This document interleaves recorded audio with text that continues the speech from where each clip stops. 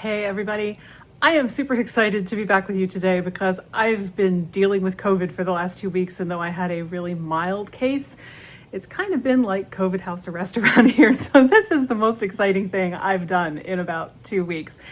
And the thing is that I had a very, very mild case, which actually made it harder because it's really hard to remember to rest and take care of yourself when you feel like you can do anything.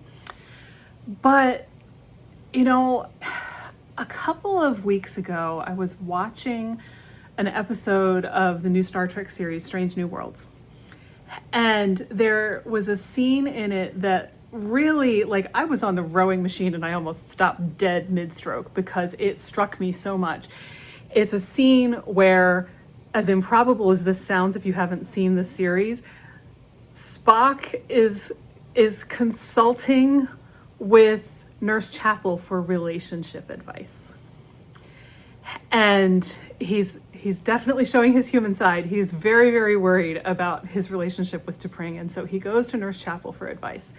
And at one point, she says to him, "Don't try to be smarter than the truth. That's what got you in trouble in the first place."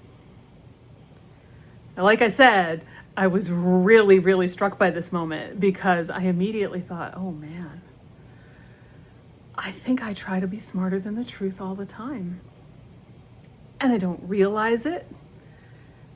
It's just that in our culture, in our society, we are told mind over matter.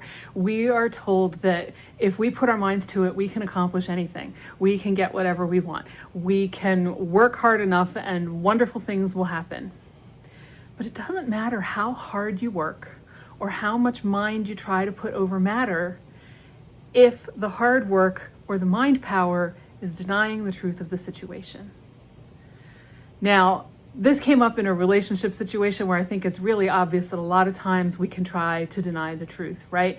It's easy in relationships to pretend that everything's okay or that we can fix things or whatever because we don't want to admit that the truth is that something isn't working. The same is true if we've taken a job that we know isn't the right job for us, but hey, we need the paycheck. So we want to stick around and try to make it into something that will work, even though deep down we know it's not. We know it's never going to work.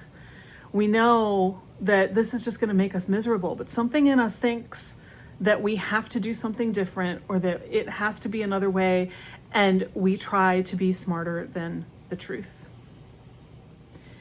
So this can come up in creative processes too, right? It's possible that the thing that you are working on, the thing that you see in your head, and this happens to me all the time, I would be the most fabulous visual artist if I could just translate what was in here onto a page. It's not a skill or a talent that I've ever had, though someday I may go back to it. But the truth for me right now is that that's just going to frustrate me. There are better places for me to put my creative energy. It's better for me to put it into music, into drama, into writing, or into this podcast, than to try to make something beautiful on a page. I mean, I draw stick figures. I was famous for it while I was teaching. So the truth is that if I try to spend all my time on something that just isn't the right thing for me to do, I'm going to frustrate myself, and then I'm going to feel annoyed when I finally have to admit the truth and I realize that I've wasted a bunch of time. It could be that this particular idea that you really love is a fabulous idea. It's waiting to be born, but it needs more time to incubate. We try to force things all the time because we've been told in our culture that if we force it hard enough, eventually we will succeed. I don't know if any of you have ever built anything by IKEA and discovered that it doesn't matter how much you try to force that piece together. One of two things is going to happen. One, you're going to try so hard that you ruin the thing you're trying to make. Or two, you're going to waste a lot of time because that little joint was never meant to go into that little hole and hold these two pieces together. It's the same kind of thing, right? But with a creative project, it could just need more incubation. It could be you don't have enough information. It could be any number of things, and it doesn't mean that it's the wrong project, but it might just mean it's the wrong time. There are other ways that this can come up too. It can happen just on a life level, right? Where are you trying to be smarter than the truth? What do you really know deep in your gut that you wish you didn't? What truth do you know that you don't want to admit that you know, that you don't want to see? I think most of us, even though I know that that's the kind of thing, when you're hiding something from yourself, it's very, very hard to get past the fact that you're trying to hide it from yourself. But somewhere deep down inside, I think we usually know. Or at the very least, we have an inkling. We may not know what the reason is, what the problem is, but we know something about a situation isn't right. But we are also taught that our intuition is not as important as the facts on the surface and that hard work that's supposed to fix everything. Sometimes the truth is you need a break. I mean, let's be real. It's possible that part of what COVID's been trying to tell me is just to take it easy, take a load off. And with some of us, it might have to try a little harder than others, you know?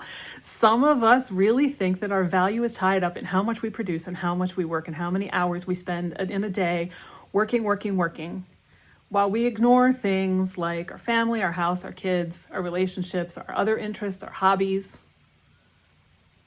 So this goes beyond the creative process. It's just a really interesting thing to think about and something that I think bears some consideration, not just in this moment, but in any moment. So I would recommend, if you are a journaler, which I hope you are, that you sit down and you consider the question of, where am I trying to be smarter than the truth? Or what truth am I trying really hard not to see? Even if you are a visual artist, a photographer, a dancer, a musician, sometimes sitting down and writing things out on a page is the most powerful way to get the answers to those questions that seem unanswerable, or to at least make progress on them. And sometimes other things will come up that will make a little bell in your head go ding, ding, ding. I usually put an asterisk next to those things in the margins and one up in the top corner so that I can find them easily later and come back to them and then explore that question. It's a path that leads to a lot of new truth. And the funny thing is, when you stop trying to outsmart the truth, things just get easier. Because the truth is pretty straightforward. The challenge is to accept that truth and then act from it, rather than acting from thinking that we know better than the truth. So I invite you to explore your own personal Mr. Spock and Nurse Chapel and see where you might be trying to outwit the truth in your own life, and then see what that tells you about what you could do differently that might work better for you. And with that, I will see you next time.